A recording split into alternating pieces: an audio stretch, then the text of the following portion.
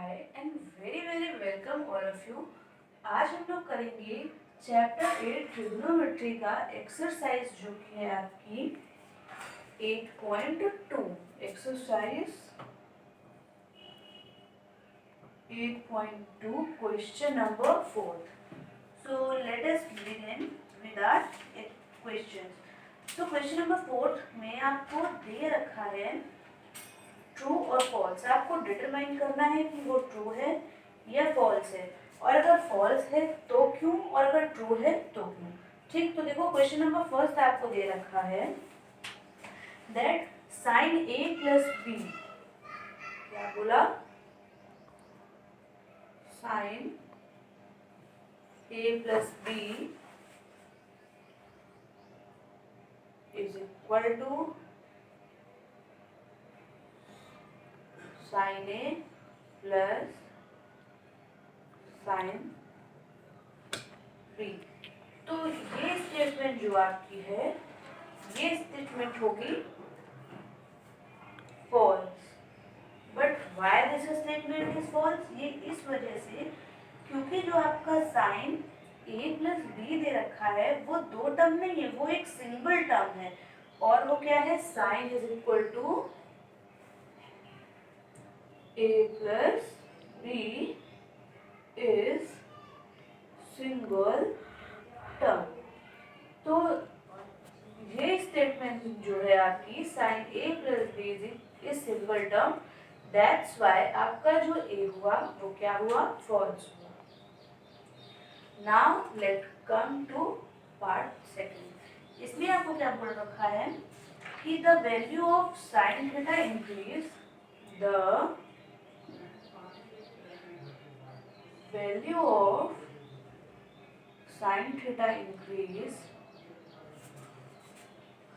as theta increase। इसमें बोल रहा है कि जो साइन थीटा की वैल्यू है वो बढ़ जाएगी अगर हम थीटा की वैल्यू को बढ़ाते हैं। तो हम पहले इसमें मान लेते हैं, तो ये जो इक्वेशन है आपकी ये ट्रू है, लेकिन हमें जस्टिफाई करना है। तो हम क्या लिखेंगे कि अगर मान लो मैंने साइन थीटा जो है उसको 0 माना, तो ये आपकी वैल्यू क्या आ जाएगी, 0 आ जाएगी। अगर मैंने जो साइन है उसको 30 माना, तो साइन 30 डिग्री की वैल्यू क्या होती है, 1/2। तो इसी तरीके से आप 45 भी पुटअप कर सकते हो, 60 भी पुटअप कर सकते हो साइन की जगह, साइन 30 की जगह साइन 45 रख सकते हो, साइन 45 आप रख दिए तो साइन 60 रख सकते हो, साइन 90 रख सकते हो।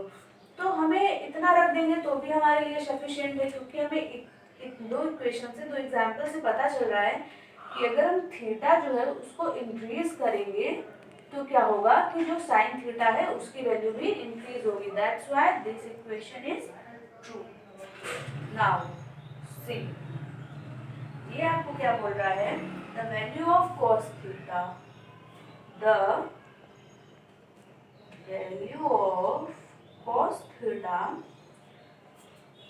increase as theta increase as theta increase।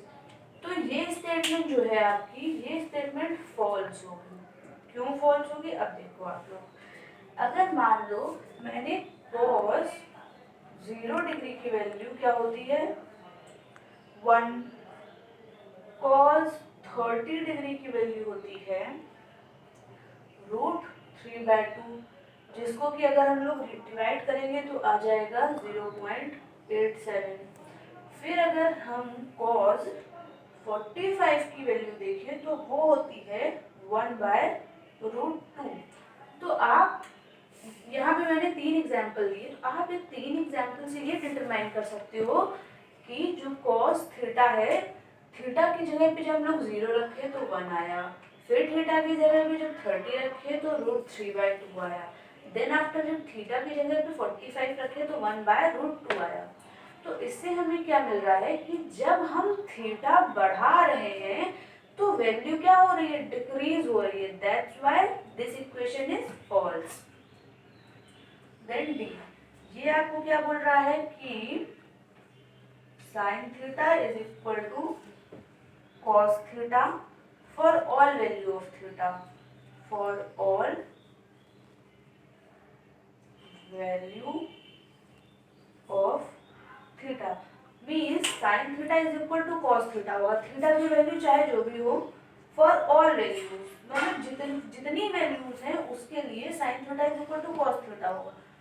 तो ये क्वेश्चन तो भाई फॉल्स है। क्यों फॉल्स है वो देखो, मान लो मैंने साइन 30 लिया, साइन 30 जिसकी वैल्यू क्या होती है 1/2, देन मैंने cos 30 लिया जिसकी वैल्यू होती है √3/2।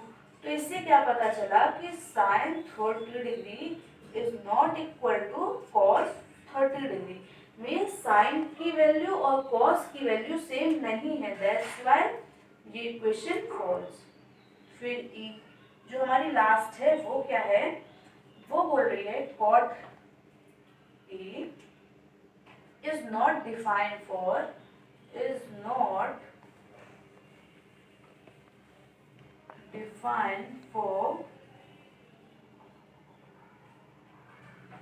A is equal to 0 degree. ठीक, तो अब इसे बताना है।